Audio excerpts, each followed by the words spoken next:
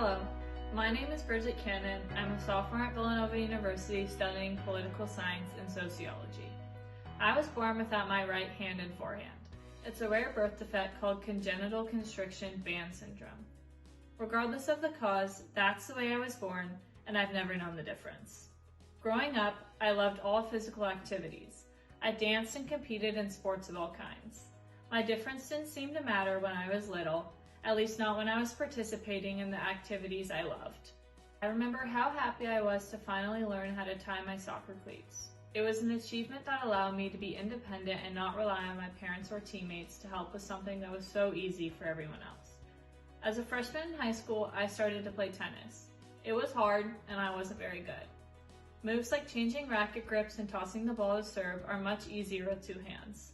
But like most other things, I would figure out my own unique way. I wanted to make the varsity tennis team as a junior. I knew the talent level I was competing against, and I thought this goal was achievable. With the help of some great trainers, I learned special techniques for things like serving and a one-handed backhand. I was starting to get pretty good, and I was confident I could make the team. When tryouts came around, I beat the girls I was matched against in 1v1 challenge matches. I deserved a spot on the varsity team, but when the coach released the roster, my name wasn't on the list. I beat other girls who made the team in direct competition. In my mind, there was no debate. I had objectively proven I was better, yet I was left out.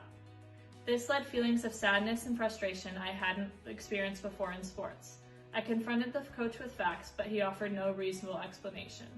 The coach simply didn't believe I could compete with two-handed players and told me I would get killed at the net. I was being discriminated against based on my disability, and I wasn't okay with it. I worked even harder the next year, improving my fitness, tactics, and technique. Tryouts came around again, and I beat every girl I was matched against worse than the first time. Coach couldn't leave me out again. My skills and abilities were in the limelight. That season, I went undefeated in doubles match competition and won the MVP award for my team. My love of tennis continues at Villanova, where I play on the club team. This experience opened my eyes to unfair discrimination that occurs in the world to people with differences. I decided I would help support others who may be struggling with these sorts of injustices. I joined the Office of Accessibility and Disability Services at Villanova, where I serve as a student ambassador, attending events and advocating for students who are dealing with similar issues. I believe I can offer unique insights that help promote equity and inclusion to organizations I am a part of, and I am motivated to seek a career in the legal field where I can continue this mission. Thank you for allowing me this opportunity to share my story.